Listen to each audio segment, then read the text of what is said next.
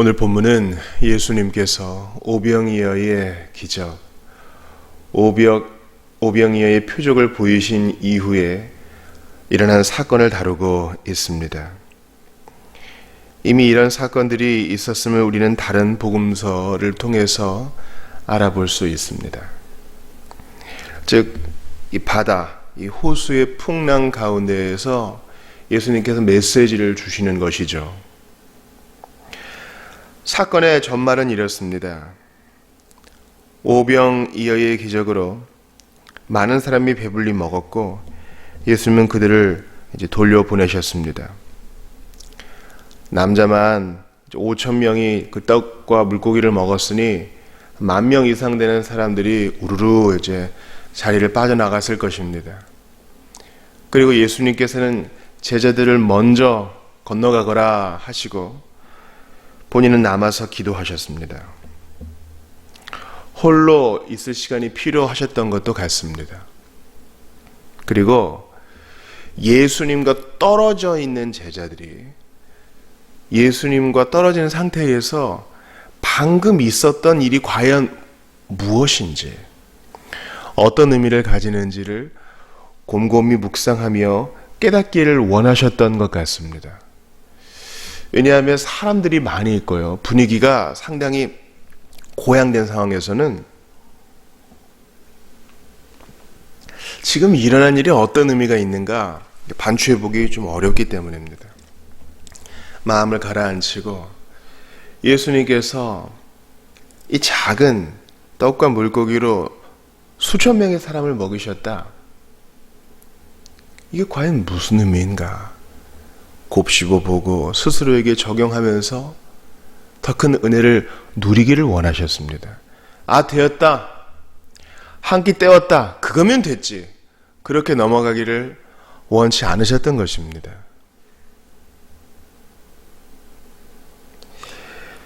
예수님께서는 새벽까지 기도하시다가 무태 계시는 중에 48절 보세요. 바람이 거스름으로 제자들이 힘겹게 놓아졌는 것을 보시고, 이 육지에 계시면서 이미 그들이 이제 어려워하는 것을 보셨습니다. 산에 계셔서 보았을까요? 아니면 하나님이셨기 때문에 이미 알고 계셨을까요? 우리는 여러 가지로 추측해 볼 수 있지만 본문은 자세히 알려주지 않습니다. 그러나 어찌 되었든 우리 예수님께서 그 새벽 한가운데에 바다 위를 걸어서 이제 제자들에게 다가가시는 것을 알 수 있습니다. 그러니까 이 본문이 뭐를 얘기해 줘요? 예수님은 바다 위를 걸으시는 하나님이시다. 똑같이 주무시고 또 잡수시고 피곤해 하시는 온전한 인간이셨지만 그분은 동시에 하나님이시다라는 것을 알려줍니다. 어찌 이럴 수가 있느냐? 많은 사람들이 물어보고 의심합니다. 그러나 성경은 이것을 논증하지 않고 분명히 선포합니다. 그분은 이미 나시기 이전부터 성자 하나님이셨고 성령으로 잉태되셨기 때문에 원죄, 즉 죄의 영향이 틈타지 못하였으며 마리아를 통해 태어나셨기 때문에 또한 온전한 인성을 가지셨다라고 성경은 우리에게 가르쳐줄 뿐입니다. 우리는 믿음으로 받아들입니다. 믿고 회개하는 자들의 죄를 사해 주실 수 있는 구세주는 사람이시기 때문에 죽으실 수 있었고 하나님이시기 때문에 모든 죄로부터 깨끗하시며 인류의 죄를 담당하실 만한 자격을 갖추신 것입니다. 그러므로 그분의 신성으로 그분은 물 위를 걸으실 수 있었던 것입니다. 물 위를 걷는다. 바다, 그것은 바로 악을 상징한다 했어요. 성경 전체적으로 보면 바다는 바로 악함, 마귀를 상징한다고 이전에 말씀드린 바가 있습니다. 그것을 예수님이 위로 걸으시면서 밟으세요. 그러니까 이 풍랑이 의미하는 영적 그 뜻은 뭐겠어요? 신자들을 괴롭게 하려는 모든 세상 풍파, 마귀의 공격, 육신의 유혹에 대하여 예수님은 그 악을 발로 밟으시고 점령하시며 우리에게 평안을 주신다라는 것을 우리에게 알려줍니다. 그러니까 예수님이 다 하시는 거죠. 다 하시는 거예요. 실제로 빵과 물고기를 분배하는 과정에서 이것이 어떻게 이렇게 불어났는가? 이것은 오직 예수님만이 아시고 그분이 하신 일이기 때문에 사람이 공헌한 게 없습니다. 오늘 본문도 마찬가지죠. 자, 게네사렛 땅에 가셔서 병자를 고치시는 것도 그분의 능력이지 무슨 병자들의 믿음이 커서가 아님을 알 수 있습니다. 또한 풍랑 가운데 이 바람을 잔잔케 하시고 이 물을 잔잔케 하시는 분, 그분도 예수님이시기 때문에 두려워할 게 없죠. 그럼 이런 질문이 곧바로 나올 겁니다. 그럼 우리 할 거 없네요? 가만히 있으면 되네요? 맞아요. 근본적인 원리로는 구원의 하나님이 모든 것을 하시고 우리는 그저 받아들이는 입장입니다. 근데 의문이 남아요. 너희는 잠잠히 있어 내가 하나님 됨을 알지어다. 우리 주님께서 출애굽하는 백성들에게 말씀하셨지만 모세에게는 급히 너 빨리 지팡이 안 내밀고 뭐 하느냐? 그 지팡이 내밀 때 바다 갈라지리라 하셨습니다. 마치 이 모든 일의 해결책이 모세에게 달려있는데 그에게 순종을 명하셔요. 오병이어 사건도 마찬가지입니다. 예수님께서 모든 것을 하셔요. 그런데 여기 지금 소년이 가지고 온, 한 아이가 가져온 도시락이 있습니다. 그걸 예수님께 갖다 드리는 과정이 필요했고, 축사하신 그 음식을, 예수님이 축사하신 음식을 또 분배하는 일들이 제자들에게 부여됐고, 남은 것을 모으는 일들이 또 제자들에게 남겨졌습니다. 마치 예수님 모든 걸 다 하시지만 너희 도움 없이는 안 되라고 말씀하시는 듯 합니다. 저는 이러한 발언이 매우 위험할 수 있다는 것을 알지만 지금 오늘 본문을 해설하기 위해서 이런 과격한 표현을 쓰는 것을 이해해 주십시오. 내가 모든 것을 하지만 너희들의 순종이 있어야 한다. 뉘앙스가 다릅니다.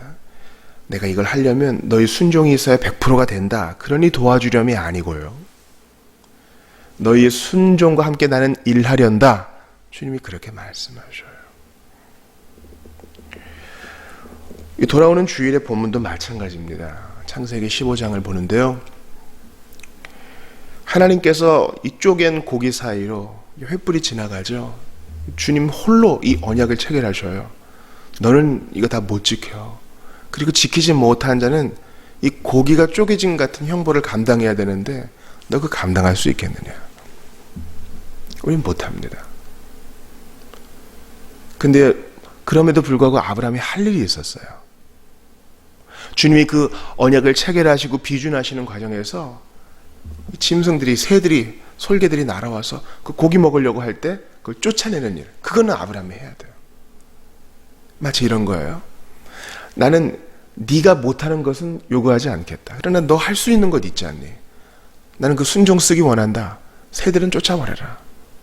내가 홀로 이 언약을 체결하겠다.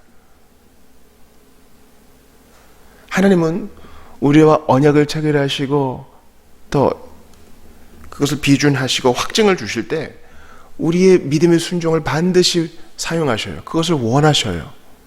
그게 없어서가 아니라, 없으면 안 돼서가 아니라 그게 주님의 방식이에요. 아까 말씀드렸다시피 예수님께서는 제자들을 홀로 두시면서 그들끼리 대화하고 토론하고 또 묵상하면서 방금 있었던 일의 의미를 깨닫기 원한다 하셨죠. 너희들은 어떻게 생각하니? 여보시오들, 나는 방금 있었던 일이 무슨 일인지 도무지 이해를 못하겠어. 그러자 한 제자가 이렇게 얘기할 수 있겠죠. 아니 그걸 모릅니까? 구약시대에 우리 조상들이 광야를 건널 때에 하늘에서 만나가 내리지 않았습니까? 지금 그 예수님이 그 메시아예요. 그 만나 주셨던 분이라고요.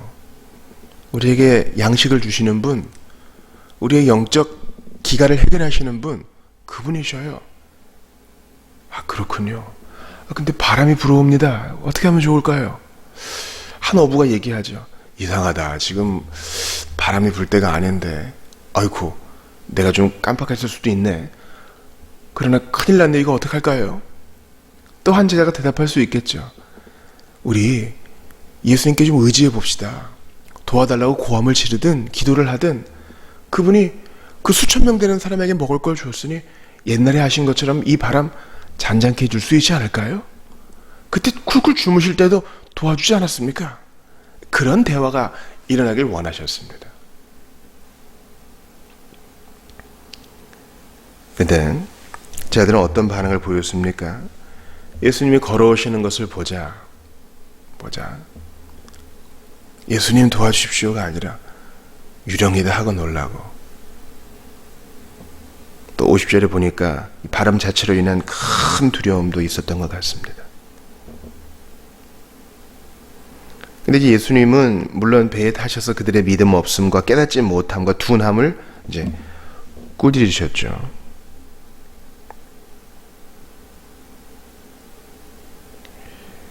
본문에는 기록되지 않았지만 주님은 그것에 대해서 분명히 언급해 주셨을 것입니다. 그러나 먼저는 그들의 필요를 채워주십니다. 안심하라. 내니 두려워 말라. 어떻게 이렇게 믿음이 없느냐? 꾸중하지 않으시고 걱정하지 마. 이제 나왔어. 그리고 바람을 잔잔케 하시며 그들의 필요를 채워주시는 겁니다. 얼마나 이게 위로가 돼요. 내가 믿음 없을 때라도 그분이 원하시는 방법대로 순종하지 못할 때 많을지라도 우리는 끝까지 은혜를 기대할 수 있습니다. 또 하나, 주님께서 우리에게 원하시는 그 믿음의 순종, 둔해져서는 안 되겠어요. 신속히 깨닫고 재빠르게 행동해야겠습니다. 우리만의 고요한 시간을 확보하여 방금 내게 주셨던 이 말씀은 무슨 의미가 있는가 생각하고 곱씹고 기록하고 나누면서 우리의 무딘 양심을 깨워야 되겠습니다. 교회 생활이라는 것이, 신앙생활이라는 것이 무뎌지면 참으로 곤란합니다. 예수님께서 우리에게 요구하시는 그 삶 순종해야 되겠어요. 그때 주님께서 우리에게 큰 복을 내리실 것입니다. 그 떡 되시던 일을 깨닫지 못하고 도리어 그 마음이 둔하여졌음이라라. 가장 가까이에서 그것을 본 사람도 그저 일하기 바빠서 정신없이 지내느라 묵상의 때를 놓치고 무슨 일인지를 모르고 그저 일만 하는 경우가 있어요. 아마 배에서 잡담이나 하고 있었을지 몰라요. 주님은 우리가 마음이 둔하여질 때 그것을 깨닫게 하시려고 종종 풍랑 보내시고 바람도 보내십니다. 그 고난 가운데 허둥대지 마시고 고요히 주님 곁에 머물며 말씀을 생각하고 묵상하며 예수님을 의지하고 그분의 이름을 부르는 여러분들 다 되시기를 바랍니다. 우리 기도합시다. 하나님 아버지, 믿음의 순종을 원하시건만 저희 둔하여지고 깨닫지를 못하여서 정신없이 그저 또 손과 발만 놀리며 그저 행하기에만, 그저 한번 때웠다 안심하기에만 바쁜 저희들, 참으로 부족한 저희들이 오늘 이 말씀을 받았습니다. 예수님이 가까이 계신데도 소외시키는 일이 얼마나 많은지 모릅니다. 주께서 지척에 계신데도 그분의 말씀을 묵상하거나 행하심을 생각하기보다는 그저 행사와 일과 봉사와 그저 우리만의 액션에 관심 가질 때가 많사오니 주여 마음을 예민하게 하시고 주님 앞에 깊이 묵상하게 하셔서 은혜 주시려는 주님을 내치지 말게 하시고 우리가 부족할 때라도 안심하라 내니 두려워 말라 말씀하시는 예수님 더욱 의지하여 늦었다고 생각하는 그때 다시 손을 뻗어 주님 옷자락 붙잡게 하시옵소서.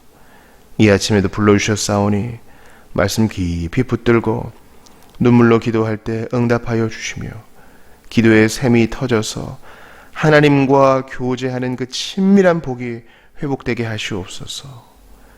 주님과 오늘도 다방면으로 매 순간 깨어서 교제하게 해주실 것을 믿고 주 예수님 이름으로 기도하옵나이다. 아멘.